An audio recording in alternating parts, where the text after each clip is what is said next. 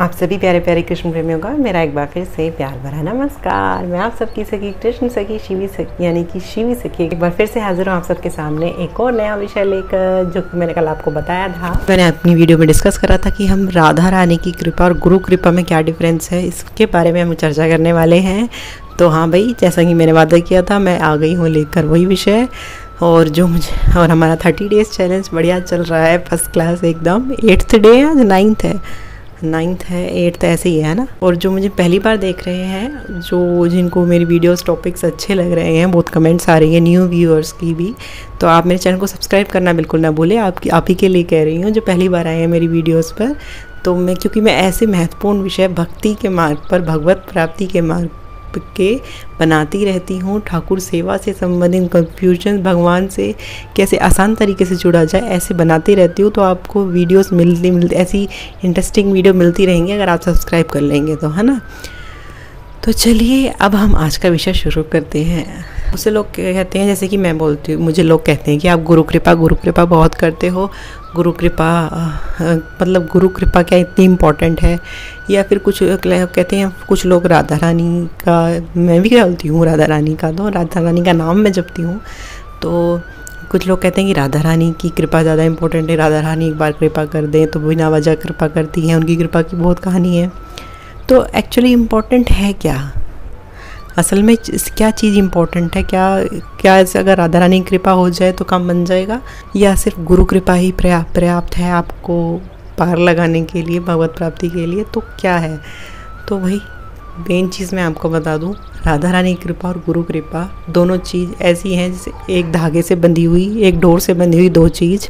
तो ये कभी भी ऐसा नहीं हो सकता कि आपको, जैसे वो मैं कहती हूँ कि रोशनी हो गई आसमान में और सूरज नहीं निकला, ऐसा नहीं हो सकता ना। तो भाई आपको गुरु कृपा हो गई और राधा रानी की कृपा ना हो, ऐसा इम्पॉसिबल है।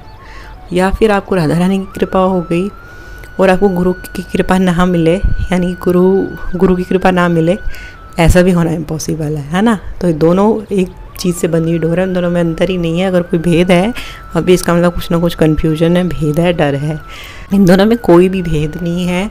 अगर आप, बहुत से लोग कहते हैं हमें गुरु में श्रद्धा नहीं हो पाती। आजकल का टाइम ऐसा है, यंगस्टर एक तो गुरु को लेकर के बहुत ज़्यादा मिसकंसेप्शंस बैठ गए हैं कि गुरु फ्रॉड होते हैं। कुछ ऐसे हालात हो गए, कोई कलयुग का असर है ना। ये भागवत में लिखा, भागवत कथा में लिखा हुआ है कि कलयुग में जो धर्मार्थी हैं, जो धर्म के जो वो होते हैं प्रचारक या कुछ भी, वो भी सच्चे नहीं बचेंगे। तो उनके ऊपर कहा गया है कि तो कुछ ऐसे कलयुग का प्रभाव है ये, कि कुछ प्रभाव है ही कलयुग के। जैसे सिम्टम्स होते हैं ना किसी चीज़ के, इस बीमारी के ये सिम्टम्स होगा ही होगा, तो ऐसे ही भैया कलयुग के प्रभाव है, इन पर आप ध्यान ना दें तो ये होगा ही होगा। लेकिन उसके कंपैरेटिवली किसी चीज़ की एडवांटेज हैं तो डिसएडवांटेज भी हैं। अगर एडवांटेज इतनी है कलयुग की सिर्फ नाम लेने से भगवान मिल जाएंगे, तो उस पर ध्यान देते हैं, उस पर फोकस करते हैं ना। तो सही गुरु जो, अगर आपको गुरु पर अभी श्रद्धा नहीं होती, विश्वास नहीं होता, मेरा भी नहीं हुआ था कई समय तक, लेकिन जहाँ मैंने राधा रानी को भी नहीं स्वीकार पाती थी पहले, कुछ 1-2 साल से, जब बिल्कुल ही, जब इंसान का होता ना कि कोई सहारा नहीं बचता और कुछ रास्ता नहीं बचता, तो राधा रानी की शरण पकड़ी। मुझे याद है पिछले नवरात्रों में मैंने पकड़ी थी, चैत्र के नवरात्रों में, कि राधा रानी के लिए उपवास रखे थे, उनका कृपा कटाक्ष शुरू किया था, 11 बार उनकी शरण ग्रहण कर ली थी बस। तो उन्होंने, राधा रानी ने इतनी, फिर अपनी जब उनकी शरण मैंने, बिल्कुल अब मैं आपके हाथ में हूँ और अब आप भी मेरा, अब आप ही मुझे, अब मेरे लक्ष्य तक पहुँचाइए, अब आपकी जिम्मेदारी है। तो फिर उन्होंने 1 साल के अंदर भीतर सारा कार्य हुआ, मुझे मेरे गुरु मिल गए थे, जो वास्तविक गुरु से उन्होंने मुझे मिलवा दिया था। तो राधा रानी की कृपा मतलब कि गुरु की कृपा आपको मिल जाएगी। और अगर गुरु में ऑलरेडी, संतों में इतनी श्रद्धा है, आपकी कोई गुरु है, तो आप, ऐसा हो ही नहीं सकता कि आपके ऊपर राधा रानी की कृपा ना हो। तो ये तो रहे 2 पहलू। और किसी ने ये भी पूछा था, ये भी बताइएगा कि राधा रानी की कृपा कैसे मिले। तो कि बात हुई राधा रानी की, तो राधा रानी तो अगर किसी वजह से कृपा करेंगी तो फिर वो क्या ही कृपा करेंगी, है ना। और ना ही उनसे जिद करनी पड़ती है किसी चीज़ की, ना ही उनके लिए कोई साधना या कुछ ऐसा करना पड़े कि जिसके बदले में वो कृपा करें। तो फिर उनका नाम ही क्यों है कृपा के लिए? कि अगर लाड़ों से भी कुछ, ब्रज के संत कहते हैं कि अगर लाड़ों से भी जिद करी तो फिर क्या जिद करी, जिद नहीं करनी पड़ती उनसे, वो तो ऐसे ही दे देती हैं। और पात्रता भी नहीं हो जरूरी है, वो पात्र भी देंगी और परोसेंगी भी। तो क्या होना भाई, तो फिर क्या ज़रूरी है राधा रानी की कृपा पाने के लिए? राधा रानी की कृपा पाने के लिए राधा रानी के हो जाओ, उनसे संबंध जोड़ लो और सच्चे वाला संबंध कोई जोड़ लो और उन्हें पुकारो।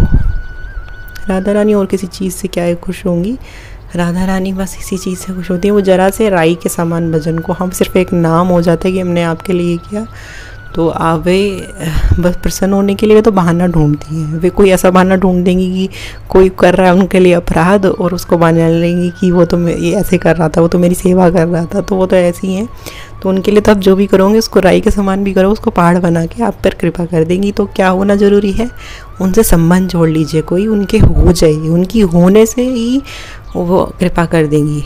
उनको अपना कुछ मान लीजिए, रिश्ता जोड़ लीजिए, उनकी शरणागति ग्रहण कर लीजिए, उनका नाम पकड़ लीजिए। नाम और नामी अभेद सब कहते हैं। तो राधा रानी तो हमारे सामने खड़ी नहीं है, नाम हमारे सामने खड़ा है, हमारी जीभ पर है 24 घंटे राधा राधा राधा। उस नाम को काबू में पकड़ लो तो वो भी राधा रानी अपने आप कृपा कर देंगी, क्योंकि नाम ही पकड़ में आ सकता है। और राधा कहने से सबसे ज़्यादा बेनिफिट कि हमारे कृष्ण के ना पुलकित रोम रोम ऐसे पुलकित हो जाते हैं जब हम नाम लेते हैं राधा राधा, तो उनको ना करंट लगते हैं वहाँ पे। तो ये सबसे बड़ा बेनिफिट है। तो राधा रानी का नाम पकड़ लीजिए और राधा रानी के हो जाइए, उनको समर्पित हो जाइए। उससे लोग पूछते हैं कि ये समर्पित कैसे होते हैं। भाई समर्पित ये कि अब आपके हाथ में डोर है, जो आप कहेंगे वही होगा। उनकी जो भी हो रहा है उनकी लेखनी में उन्हीं की मर्जी समझ के सब कुछ होते जाना और उनको पुकारना। तीसरी बात, राधा रानी को पुकारिए जितना हो सके। वे पुकारने पे रुक ही नहीं सकती हैं। कृष्ण तो रुक जाएंगे लेकिन वो नहीं रुक सकती, ममता है ना, तो उनको पुकारिए ज़्यादा से ज़्यादा। राधा रानी है प्यारी, please help me, please help out from this, जो भी चाहते हैं। तो राधा रानी को पुकारने से ही से वो दौड़ी चली आती है। उनको पुकारिए। और चौथी चीज़ मैं बताऊंगी राधा रानी कृपा पाने के लिए कि राधा कृपा कटाक्ष जो महादेव जी का लिखा हुआ है उसका आप नित्य पाठ कीजिए, कुछ लीजिए। उसमें लिखा हुआ भी है कि अगर आप इसको, राधा कुंड में लिखा हुआ है इसमें कि अगर आप इतने तक जल, मैंने बताया हुआ उस पर वीडियो मैंने बनाई है कि अगर आप खड़े होकर इसका एकादशी या अष्टमी या पूर्णिमा के दिन आप अगर इसका इतनी 108 या 100 बार जाप कर दे, जो भी कोई करेगा तो उसकी जो भी मनोकामना है या फिर राधा रानी के दर्शनों की या कृष्ण के दर्शनों की जिसको लालसा होगी उसको दर्शन भी प्राप्त होंगे। यहाँ तक उसमें लिखा है। और महादेव की वाणी है वो जो पार्वती जी ने को दी थी, उन्होंने लिख के ये जो कृपा कटाक्ष है ये पढ़िएगा, इससे बहुत कृपा मिलती है उनकी। और उसमें भी लिखा है जो इसका पाठ करेगा वो भगवान श्री कृष्ण की उस गोलोक धाम की लीलाओं में प्रवेश पाएगा ज़रूर, किसी जीवन काल में ज़रूर।